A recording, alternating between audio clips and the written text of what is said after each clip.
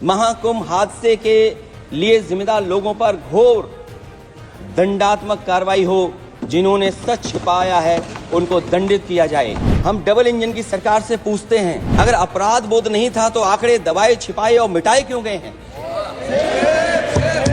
जहां इंतजाम होना चाहिए था वहां प्रचार हो रहा था। एक धार्मिक समागम में डबल इंजन का राजनीतिक प्रचार अशोभनीय है, निंदनीय है। सीसीटीवी, ड्रोन, लाइव स्ट्रीमिंग के आधार पर जिनका दावा था कि वो डिजिटल कुंभ करा रहे हैं, वो मृतकों की डिजिट नहीं दे पा रहे हैं।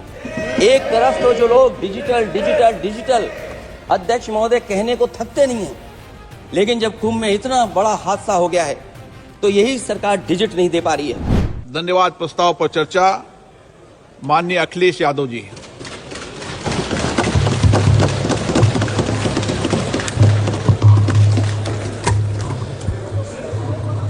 अध्यक्ष महोदय, मैं आपका धन्यवाद देता हूं कि आपने मुझे महामहिम राष्ट्रपति जी के अभिभाषण पर बोलने का मुझे समय दिया है। अध्यक्ष जी, मैं सबसे पहले आपका अभिनंदन एवं अभिवादन करते हुए आग्रह करना चाहूँगा कि मुझे बोलने के लिए जो समय दिया है, मैं उसमें से 2 मिनट का समय महाकुंभ हादसे का शिकार लोगों की आत्मा की शांति के लिए खड़े होकर के मौन रखना चाहूँगा। अगर किसी अन्य को भी सच्चे मन से मृतकों के प्रति सच्चा भाव है तो वो भी हमारे सांसदों के साथ खड़ा होकर के ये मौन श्रद्धांजलि अर्पित कर सकता है। माननीय सदस्य अध्यक्ष महोदय, अगली लाइन अध्यक्ष महोदय, ये विषय अध्यक्ष महोदय, आप सीनियर लीडर हैं। अध्यक्ष महोदय, ये अधिकार आपका है। कभी नहीं रही।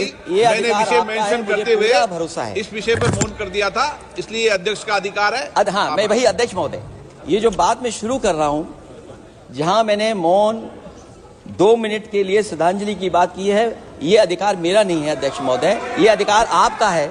मुझे पूरा भरोसा है आप पर कि जब अभिभाषण की चर्चा खत्म हो रही होगी उस समय 2 मिनट का मौन श्रद्धांजलि जरूर दी जाए जो श्रद्धालुओं की जान गई है। नहीं अध्यक्ष महोदय, नहीं अभी 1 मिनट आप लोग कुछ मत बोलो, मैं कुछ नहीं। अध्यक्ष महोदय, अभी तो अध्यक्ष महोदय मैंने बात शुरू नहीं की है, और जिन लोगों को तकलीफ है और जिनको दुख होना चाहिए उनके बारे में मैं, हालांकि वो बात मैं बाद में कहना चाहता था महाकुंभ के बारे में, लेकिन अध्यक्ष महोदय क्योंकि बहुत सारे माननीय सदस्य ये सुन नहीं सकते हैं, इसलिए मैं बात वहीं से शुरू करता हूं। आप देश के परम अभिभावक होने के नाते हमारा आपसे अनुरोध है कि जहां सरकार बजट के आंकड़े लगातार दे रही है, और जब मैंने अभिभाषण पढ़ा अध्यक्ष महोदय, बहुत सारे आंकड़े सरकार ने दिए हैं। आंकड़े देने से पहले महाकुंभ में मरने वालों के आंकड़े भी दे दें। महाकुंभ की व्यवस्था के बारे में स्पष्टीकरण देने के लिए मेरी मांग अध्यक्ष महोदय, सर्वदलीय बैठक बुलाई जानी चाहिए। महाकुंभ आपदा प्रबंधन व खोया पाया केंद्र की जिम्मेदारी सेना को दी जाए। महाकुंभ हादसे के शिकार लोगों की मृत्यु, घायलों का इलाज, दवाइयों, डॉक्टर, भोजन पानी, परिवहन की उपलब्धता का आंकड़ा संसद में पेश किया जाए। महाकुंभ हादसे के लिए जिम्मेदार लोगों पर घोर दंडात्मक कार्रवाई हो। जिन्होंने सच छिपाया है उनको दंडित किया जाए। अध्यक्ष महोदय, हम डबल इंजन की सरकार से पूछते हैं, अगर अपराध बोध नहीं था तो आंकड़े दबाए, छिपाए और मिटाए क्यों गए हैं? सच छिपाना और मिटाना भी तो अपराध है। इसका दंड कौन भुगतेगा अध्यक्ष महोदय? जहां इंतजाम होना चाहिए था वहां प्रचार हो रहा था। एक धार्मिक समागम में डबल इंजन का राजनीतिक प्रचार अशोभनीय है, निंदनीय है। इतने बड़े हादसे के बाद कम से कम अब तो वो होर्डिंग उतरवा देना चाहिए। अध्यक्ष महोदय, महाकुंभ की जो तैयारी हुई, जो हम लोगों ने जाना वहां पर, महाकुंभ न केवल 144 साल के लिए ये कहा गया, बल्कि ये भी कहा गया कि पहली बार धरती पर इस तरह का डिजिटल और जो आधुनिक चीजें हैं, टेक्नोलॉजी, उसका इस्तेमाल कर करके महाकुंभ होने जा रहा है। सीसीटीवी, ड्रोन, लाइव स्ट्रीमिंग के आधार पर जिनका दावा था कि वो डिजिटल कुंभ करा रहे हैं, वो मृतकों की डिजिट नहीं दे पा रहे हैं। एक तरफ तो जो लोग डिजिटल डिजिटल डिजिटल अध्यक्ष महोदय कहने को थकते नहीं हैं, लेकिन जब कुंभ में इतना बड़ा हादसा हो गया है तो यही सरकार डिजिट नहीं दे पा रही है। हमारे अपने लोग मारे गए हैं, जिसमें परिवार का हर रिश्ता दिवंगत हुआ है। किसी की माता, किसी के पिता, किसी की बहू, किसी की बेटी, किसी का भाई बहन, चाचा चाची। बच्चों के आंकड़े तो अभी तक नदारद हैं। खोया पाया केंद्र ही लोगों को तो नहीं मिल रहा है, जो खोया पाया केंद्र था उसको भी लोग पा नहीं पा रहे, ढूंढ नहीं पा रहे। अध्यक्ष महोदय, कुंभ कोई पहली बार नहीं हो रहा है। कुंभ का आयोजन सदियों से होता आया है। हमारे पौराणिक और हमारे इतिहास के दस्तावेज ये बताते हैं कि समय समय पे जो भी सरकारें नहीं होंगी, जिसका भी राज रहा होगा अध्यक्ष महोदय, उसने महाकुंभ या इस तरह के कुंभ का आयोजन किया है। एक तरफ तो वो कि जो 144 साल बाद महाकुंभ होने जा रहा है, उसका इतना प्रचार किया। और मैंने तो कई टीवी इंटरव्यूज में, कई समाचार चैनलों पर यह बात सुनने में आई और सुनते रहे हम लोग कि सरकार ने 100 करोड़ लोगों के आने का इंतजाम किया है। और अगर 100 करोड़, अध्यक्ष महोदय, अगर ये बात गलत है तो मैं रिजाइन आपको देना चाहता हूं। अगर अध्यक्ष महोदय, ये माननीय सदस्य लोग अगर ये नहीं सुन पा रहे हैं तो मैं इनको एक एक को, आप नहीं गए स्नान करने, आप स्नान करने नहीं गए, इसीलिए इस तरह की भाषा का इस्तेमाल कर रहे हैं। अध्यक्ष महोदय, ये कहा गया कि 144 वर्ष के बाद ये हो रहा है। जहां तक मेरी समझ और जानकारी कहती है, जो एस्ट्रोनॉमी और एस्ट्रो चीजों को समझते होंगे वो ये स्वीकार करते होंगे, जो भी कुंभ होता होगा वो 144 वर्ष के बाद ही होता होगा। लेकिन ये कहा गया कि नक्षत्र ऐसे हैं।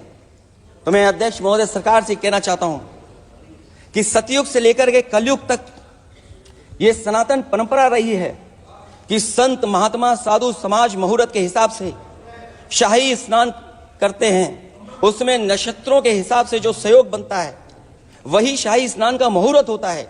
लेकिन भाजपा के राज में ये सनातन परंपरा टूट गई। पहले सरकार ने संत समाज को शाही स्नान रद्द करने का आदेश दिया, जिससे अनादिकाल की सनातन परंपरा टूटी। और फिर जब देश भर में ये बात उठी, तो उन्होंने हादसे को छिपाकर फिर से आदेश दिया कि अखाड़े शाही स्नान करने जाएं। इससे सरकार ने पावन मुहूर्त के स्थान पर अपने मनमाने समय पर स्नान कराने का आदेश दिया। बात उस दिन या तिथि की नहीं होती है, बल्कि निश्चित मुहूर्त काल की होती है। ये सनातन परंपरा तोड़कर इन लोगों ने अच्छा नहीं किया। और ये क्या परंपरा टूटी है कि नहीं टूटी है, मैं समझता हूं अध्यक्ष महोदय मुझसे बेहतर सामने वाले ज्यादा जानते होंगे इसके बारे में। और जो लोग, अध्यक्ष महोदय, जो हम लोगों ने देखा वहां पर लोग पुण्य कमाने आए थे और अपनों के शव लेकर के गए हैं। चमत्कारी करिश्मा तो ये हुआ है, श्रद्धालुओं के शव मिल गए थे, पर सरकार स्नान करने वाले मरने वालों की बात स्वीकार नहीं कर रही थी।